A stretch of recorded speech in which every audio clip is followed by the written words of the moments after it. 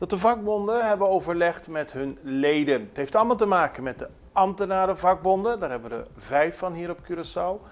Die hebben overleg gevoerd met de overheid over het intrekken van de wet die de korting op de arbeidsvoorwaarden van ambtenaren regelt. Die 12,5% is in 2020 ingesteld. Die moet afgeschaft worden. Daar zijn regering en vakbonden het over eens. Vakbonden willen dat dat teruggaat tot 1 januari 2023. De overheid zegt 1 januari 2024.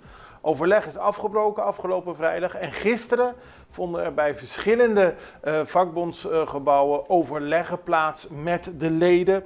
Onder meer bij de APVO en bij de NAPB kwamen de leden langs en is er overleg geweest. De leden van de CITEC, de onderwijsvakbond, die zijn 's avonds langs geweest en hebben gediscussieerd met de directie van de vakbond over de situatie. Straf is bij de verschillende diensten langs gegaan en ook vanuit de SAPS is er contact geweest met de leden om informatie te geven over de situatie.